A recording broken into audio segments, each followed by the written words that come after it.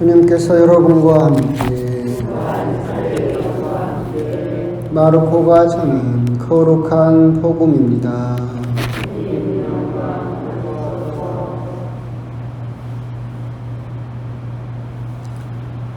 요한이 잡힌 뒤에 예수님께서는 갈릴레아에 가시어 하느님의 복음을 선포하시며 이렇게 말씀하셨다. 때가 차서 하느님의 나라가 가까이 왔다. 회개하고 복음을 믿어라. 예수님께서 갈릴레아 호숫가를 지나가시다가 호수에 그물을 던지고 있는 시몬과 그의 동생 안드레아를 보셨다. 그들은 어부였다. 예수님께서 그들에게 이르셨다. 나를 따라오너라. 내가 너희를 사람 낚는 어부가 되게 하겠다. 그러자 그들은 곧바로 그물을 버리고 예수님을 따랐다. 예수님께서 조금 더 가시다가 배에서 그물을 손질하는 제베데의 아들 야고보와 그의 동생 요한을 보시고 곧바로 그들을 부르셨다. 그러자 그들은 아버지 제베데오를 사꾼들과 함께 배에 버려두고 그분을 따라 나섰다. 주님의 말씀입니다.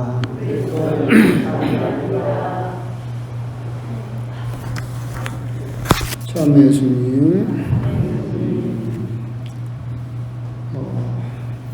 아까 말씀드린 바와 같이 코로나로 또 한 달 가까이 또 함께 미사를 드리지 못했고 겨우 이제 주일 미사가 조금 완화돼서 이렇게 다시 함께 또 미사를 드리게 되었습니다. 이번이 마지막일 거라는 그런 기대를 또 가지고 있고 희망을 가지고 있고 이제 우리가 이렇게 미사를 함께 드리지 못하는 것도 이제 끝났으면 좋겠다, 끝날 것이다라고 그렇게 또 희망을 품어봅니다. 참 보면서 저는 그렇게 쉬면서 그래도 그때마다 이번이 마지막에 있겠지라고 저는 공동 참여를 했잖아요. 할 때마다 꼭 미사가 다시 정지되고 그때가 끝이었겠지라고 해서 또 공동 참여를 또 했더니 또 정지되고 그래서 이번엔 안 하려고요. 이번에 또 공동 참여하면 혹시라도 또 그럴까봐 싶어서 그냥 버티다가 코로나가 조금 물러나고 백신도 나오고 여유가 생기면 그때 합동 성사를 통해서 그때 다시 한번 그렇게 깨끗해지는 걸로 해야 되겠다라는 생각이 또 듭니다. 하여튼 여러 가지 복잡한 일들이 있었지만 다시 이렇게 모여서 그래도 하나님께 감사를 드리고 미사를 함께 드릴 수 있어서 참 다행이다라고 생각하는 2021년이 됐는데 겨우 이제 이렇게 미사를 드리는 것 같습니다. 새해 인사도 못했네요. 새해 복 많이 받으십시오. 그러고 보니까 성탄 인사도 못했네요. 메리 크리스마스. 이러다 1년 인사 다 하겠어 그랬습니다. 그래도 이렇게 드릴 수 있어서 다행입니다. 오늘 복음은 예수님께서 제자들을 부르시는 내용인데 저는 오늘 복음을 묵상하면서 오늘 복음을 강론을 하게 되면 한 달 만에 나오시는 신자분들한테는 조금 부담스러울 수도 있겠다라는 생각이 들어서 오늘 일독서에 있던 그냥 요나 예언서, 요나서가 어떤 내용인지 참 재밌거든요. 그래서 그 내용을 가볍게 하고 그냥 너무 부담 주지 않게 끝내자라고 그렇게 마음을 먹었었는데 막상 성당 와서 여러분들을 보니까 해도 되겠다라는 생각이 들어요. 정말 처음 보다시피 한 분은 거의 없고 다 보던 분들이니까 이제 우리나라도 특히 더 그렇지만 우리 기성세대가 우리 청소년들을 이렇게 여러 가지로 이렇게 평가를 할 때 사실은 문헌으로도 그렇게 나왔는데 우리 청소년들의 가장 큰 문제가 뭐냐라고 했을 때 여러 가지 문제가 있지만 그 중에 하나가 뭐냐면 선택하지 못한다라는 거였어요. 우리 아이들에게 딱 뭘 주고 결정해라 라고 한다면 우리 아이들이 결정을 못하는 거예요. 요즘 아이들은 무슨 결정장애 그런 이야기도 하잖아요. 이것도 좋고 이것도 좋고 저것도 갖고 싶고 이것도 갖고 싶고 선택을 할 줄 모른다라는 선택에 대해서 어려움을 겪는다라고 하는 것이 우리 또 청소년 아이들이 가지고 있는 지금의 병폐다라고 이야기를 하고 있는데 사실은 그건 청소년만 그런 건 아니죠. 여러분이 생각을 해보면 무언가를 선택한다라는 말은 다시 말하면 무슨 뜻이에요? 다른 것을 포기해야만 가능한 거예요. 선택한다는 것은 포기를 전제로 하고 있죠. 우리 아이들이 선택하지 못한다고 하는 것은 무슨 말이에요? 포기하지 못하는 거예요. 이것을 포기해야 되는데 그것을 포기하지 못하는 거죠. 그러니까 예를 들면 그런 거잖아요. 게임도 하고 싶고 놀고 싶어요. 그런데 좋은 대학도 가고 싶어요. 양립할 수 있어요? 없어요. 그럼 여기에서 아이들은 선택을 해야 돼요. 그러면 무언가를 포기해야지. 게임을 선택했다 그러면 뭘 포기해야 돼요? 좋은 대학을 포기해야 되겠지. 좋은 대학을 선택했다라고 한다면 무엇을 포기해야 돼요? 노는 거, 게임을 포기해야 되겠잖아요. 선택은 항상 그렇게 포기를 전제로 하고 있어요. 여러분들도 그렇잖아요. 여러분들도. 우리 자매님이 또 형제님이 옆에 있는데 남편을 선택했다라고 하는 것은 뭘 의미하는 거예요? 장동건을 포기했다는 거잖아. 우리 형제님이 내 자매님을 선택해서 결혼했다고 하는 것은 누구를 포기했다는 거예요? 이영애를 포기했다는 거잖아. 아니에요? 아니면 말고. 하여튼 그렇게 선택한다는 것은 무언가를 포기해야만 가능한 거예요. 근데 이건 아이들만 어려운 것이 아니라 우리도 어렵죠. 우리도 사실 굉장히 어려워요. 그게 어렵기 때문에 이렇게 중간으로 한 것들도 참 많아요. 짬짜면 짬뽕이냐 짜장면이냐. 근데 포기하기가 싫어. 그래서 어떻게 해요? 둘 다 짬짜면. 양념 반 후라이드 반. 통닭을 먹는데 양념도 먹고 싶고 후라이드도 먹고 싶은데 뭐 하나 포기하기 싫어. 그럼 어떻게 해요? 싸그리다. 우리말도 있잖아요. 기왕이면 다홍치마. 아이고 좋은 게 좋은 거 그러잖아요. 피자도 반은 불고기 반은 해물. 세상 천지에서 피자를 그렇게 만드는 사람은 우리나라밖에 없을 거예요. 하여튼 그런 걸 보더라도 아이들만 포기하는 것이 힘든 것이 아니라 우리 역시도 포기하는 게 굉장히 어렵다라고 하는 것을 알고 있죠. 근데 오늘 복음은 그 이야기를 하고 있는 거예요. 예수님께서 베드로와 야고보와 요한에게 나를 따라오너라 너희들을 사람 낳은 업으로 만들겠다라고 하셨을 때 베드로는 누구를 선택했어요? 예수님을 선택하기로 했지. 그래서 무엇을 포기했어요? 자기 업으로서의 삶. 그래서 결정적으로 복음에는 그물을 버리고라고 되어 있잖아요. 야고보라든가 다른 사도들도 똑같아요. 부르니까 이 사람들이 예수님을 선택하기로 마음먹은 순간 자기 아버지와 배를 버렸다.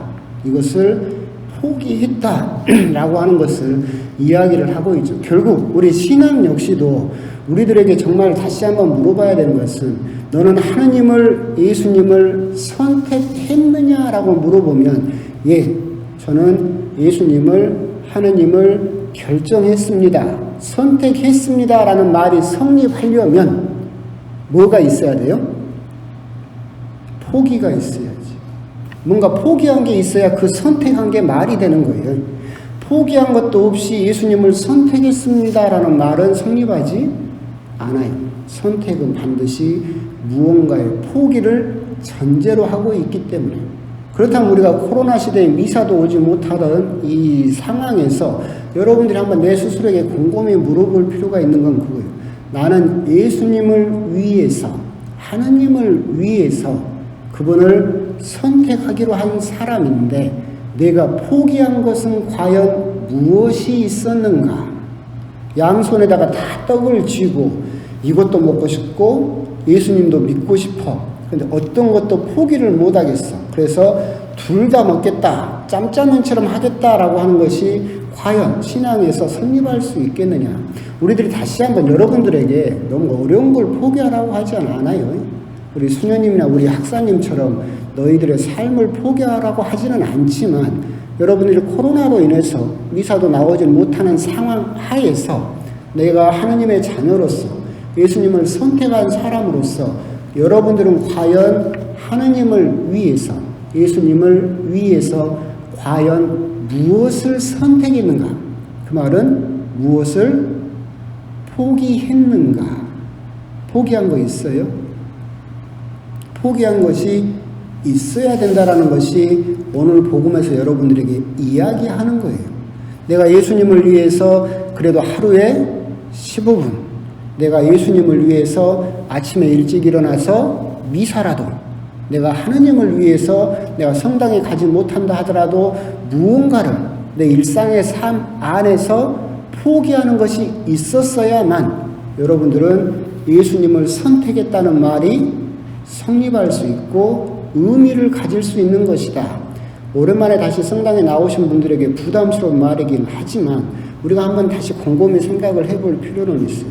나의 신앙이 값을, 무게를 지니고 의미를 지니기 위해서는 나는 예수님을 위해서, 하느님을 위해서 과연 무엇을 포기하고 있는가, 그리고 무엇을 버렸는가에 대한 질문을 여러분들은 계속해서 할 수 있어야 된다. 베드로가 그물도 버리지 않고 야고보와 그 동생이 자기 아버지와 배도 버리지 않고 예수님도 따르면서 그냥 그물도 짊어지고 다녔다라고 한다면 전혀 사도로 뽑힐 수 없었을 겁니다. 그런 부분에서 우리가 오늘 복음을 곰곰이 묵상하시면서 선택이라고 하는 것은 반드시 포기가 있어야 되고, 여러분들이 예수님을 선택했다라고 한다면 여러분들이 포기한 것이 과연 하나님 앞에 내놓을 수 있는 것이 과연 있는가, 그 부분에 대해서 한번 곰곰이 또 생각을 해 보셨으면 좋겠습니다. 그러면서 우리가 조금 안심되는 부분은 있는 거예요. 뭐가 있느냐면 오늘 복음을 곰곰이 보고 있으면 이 포기라고 하는 것, 이 버린다고 하는 것이 그냥 갑자기 큰 걸 요구하시는 것이 아니다. 오늘 복음을 보고 있으면 첫 번째 버려진 것은 뭐예요? 그물. 두 번째 버려진 것은 뭐예요? 배. 오늘 마르코 복음이지만 다른 복음에는 배가 더 먼저 나옵니다. 세 번째로 버려진 것이 뭐예요? 아버지였어요. 그러니까 포기라고 하는 것이 점진적으로 커져가고 있어요. 예수님은 여러분들에게 갑자기 여러분 집도 포기하고 직장도 포기하고 재산도 포기하고 다 이걸 요구하시는 것이 아니에요. 여러분들의 포기는 점진적으로 커져야 돼요. 그러니까 무슨 말이냐면 지금 내가 하루에 15분 포기할 수 있는 사람은 다음에는 30분을 포기할 수 있을 것이고 다음에는 1시간을 포기할 수 있을 것이고, 그렇게 하느님을 위해서 점점 더 내가 포기하는 것이 늘어가도록 하느님께서는, 예수님께서는 초대하고 계신다. 그런 점에서 조금 안심할 수는 있죠. 아니에요? 그럼 여러분 집 팔아서 와요 그냥. 집 팔아서 내 직장 그만두고 뭐 신천지처럼 그걸 하나님이 요구하시는 것은 아니다. 중요한 것은 뭐냐면 하나님께서는 여러분들에게 신앙을 위해서 포기를 요구하고 계시고, 이 포기는 큰 것에서부터 시작하는 것이 아니라 작은 것에서부터 시작한다. 하루에 15분이라도 내가 누군가에게 화를 내는 것이라도, 아니면 하루에 거짓말하는 것이라도 내가 포기하고 줄여나가는 것, 이것이 쌓이고 쌓이면 여러분은 하나님을 위해서 더 큰 것도 포기할 수 있는 참된 하나님의 제자가 될 수 있을 것이다 라고 하는 것이고, 그를 통해서 우리들은 또한 구원을 받을 수 있게 될 것이다 라고 하는 겁니다. 오랜만에 한 달 만에 다시 나오신 분들에게 갑자기 무슨 희생이니 포기니 선택이니 하는 말이 부담스러울 수는 있지만, 우리가 미사를 드리지 못했던 한 달간의 시간 동안 여러분들의 신앙을 한번 곰곰이 들여다보시면서 내가 한 달 동안 내 신앙을 나조차도 버려버린 것은 아닌가, 나조차도 그냥 어차피 성당도 못 가니까 라고 하면서 그냥 신앙 자체를 포기해버린 것은 아닌가, 아니면 한 달 동안 내가 비록 미사는 가지 못하지만 매일 매 순간의 삶에서 그래도 조그만 것이라도 하나님을 위해서 무언가를 포기하는 그런 삶을 살려고 노력했었는가, 이런 부분에 대해서 한번 오늘 복음을 통해서 곰곰이 묵상을 해보셨으면 좋겠습니다. 아멘.